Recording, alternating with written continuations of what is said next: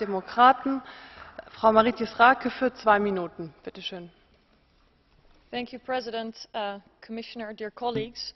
Human rights in Iran move us Europeans particularly, not only because we consider the EU as a community of values, and not only because we believe in a world without the death penalty, but also because today we are all too aware of the individuals behind the numbers.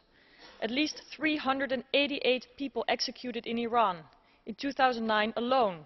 These individual deaths are meant to deter a generation in their calls for freedom, but in fact they inspire a multitude more. In recent weeks, a lively discussion about human rights in Iran erupted in the Netherlands, as a Dutch-Iranian citizen is imprisoned. The Iranian government does not recognize Dutch citizenship of the dual nationals. Therefore, Dutch diplomats have not been able to speak with her, and neither have her lawyers. The Dutch government engages with citizens in prisons all across the world, regardless of their cases. It is a constitutional obligation to provide for the well-being of its citizens. This issue matters to all member states and should be addressed EU-wide in relation to Iran, bringing human rights to our agenda more prominently.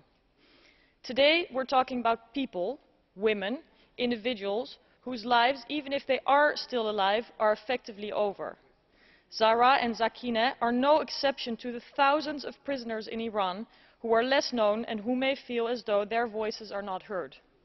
The Iranian government should realize that it is not tough language, military technology or resilience in times of sanctions that will end the country's self-isolation or move it forward.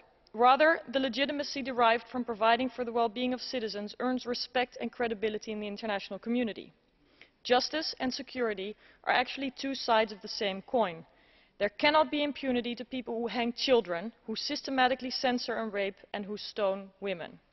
When addressing Iran, let's revive the human rights dialogue so that the EU sends a strong signal besides that of the euro, besides that of sanctions, and engages Iran on its most sensitive and our most fundamental point, human rights and fundamental freedoms, and ties consequences to their abuse. Thank you. Herzlichen Dank. Und nun spricht für die Fraktion der Grünen Frau Barbara Lochbihler für 3 Minuten. Frau Vorsitzende, zum Hintergrund der anstehenden Hinrichtungen der beiden Frauen ist ja schon gesprochen worden. Ich möchte jetzt deshalb kurz darauf eingehen, dass es auch im Iran selbst eine Bewegung gibt von Aktivisten,